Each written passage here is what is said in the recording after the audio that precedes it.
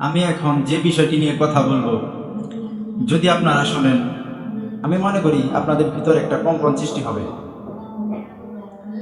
যে বিষয়টি নিয়ে কথা বলবো সেই বিষয়টি হচ্ছে মানুষ নামাজ, রোজা, হজ, জাকাত, কুরবানি, এই ইসলামের স্তম্ভ 5টি।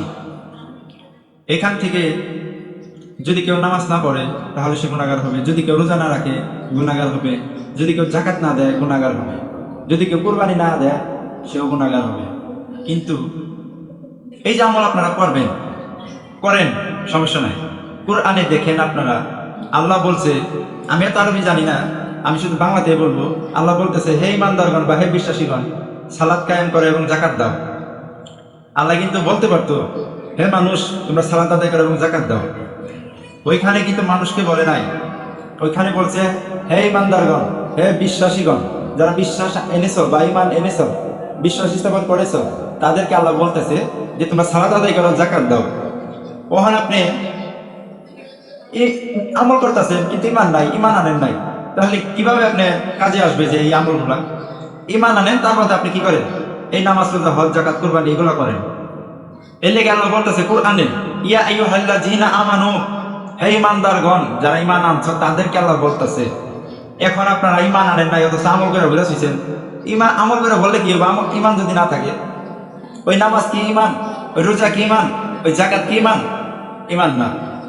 আপনার ইমান হচ্ছে হযরত মুহাম্মদ সাল্লাল্লাহু আলাইহি ওয়াসাল্লামকে ভালোবাসা, তার কাছে যায়া মুসলমান হইতে হবে কালেমা পাঠ করে, তার মধ্যে আপনি ইমান আনলেন।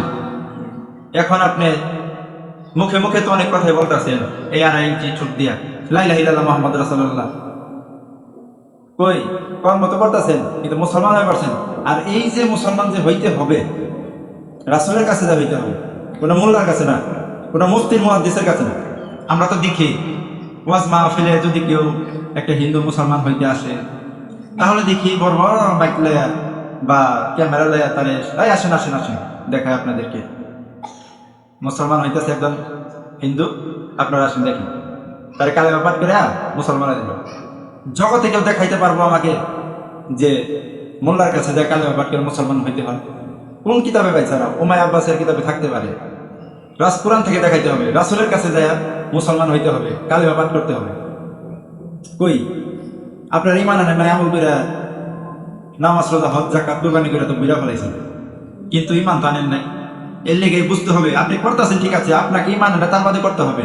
কোরআনের আয়াতটাকে বোঝার চেষ্টা করুন ভাইয়েরা, কোরআনের আয়াতটাকে বোঝার চেষ্টা করুন। কোরআনে বলছে ইয়া আইয়ুহাল্লাযীনা আমানু, বলে না ইয়া আইয়ুহাল্লাযীনা ইনসান, নাস, হে মানুষ, তোমার এভাবে বলেনি। আমল তো আমরাই করি, কিন্তু ইমান আনার পর, রাসূল সাল্লাল্লাহু আলাইহি সাল্লামকে ভালোবাসার পর, তার কাছে যাই ইমান আনার পর। এখন আপনারা যদি বলেন যে ইমান আনুন, রাসূল তো নাই, কে বলছে রাসূল নাই? সূরা ইব্রাহিমের 4 নম্বর আয়াত আপনারা ভালো করে পড়ে দেখেন, ভালো করে পড়বেন, তাইলে আপনারা বুঝতে পারবেন যে রাসূল আছে। রাসূল সুলাইমান কোরআনে বলছে খাতামান নবী, কোরআনে একটি জায়গাও বলে নাই খাতামান রাসূল। সূরা ইব্রাহিমের 4 নম্বর আয়াতটা পড়বেন, আর কোরআনে এই কথা বলেছে, আমি কোন সম্প্রদায়কে আযাবের সম্মুখীন অতক্ষণ পর্যন্ত করি না যতক্ষণ পর্যন্ত না ওইখানে সতর্ককারী হিসাবে রাসূল না পাঠাই। রাসূল না পাঠাই, রাসূল পাঠায় তার বাদে, রাসূলই পাঠালে আযাব দেব। তখন তারা তো যায় আল্লাহর কাছে বলতে পারে যে আল্লাহ তুমি তো রাসূল পাঠাও নাই, আমাকে আযাব দিলা কে? আমার তো কোনো দোষী নাই, আমার তো কেউ সতর্ককারী আসছিল না। কাজেই ভাই ইমান নাই না, তার বাদে আপনারা আমল করেন, রাসূলের তালাশ করেন, আপনারা রাসূলের তালাশ করেন, কোরআন বুঝা পড়েন। খাবলা খাবলা বলে কাম হবে না। কোরআন সবাই পড়ে, কিন্তু জ্ঞানের আশায় নয়, আমলের আশায়। এই মানুষগুলোর কি করে আমি বোঝাবো? আমার নাই দাড়ি, আমার নাই টুপি, আমার নাই জুব্বা, আমার কিচ্ছু নাই, কিন্তু আল্লাহ আমারে সঠিক রাস্তায় দেখাইছে। আসসালামু আলাইকুম।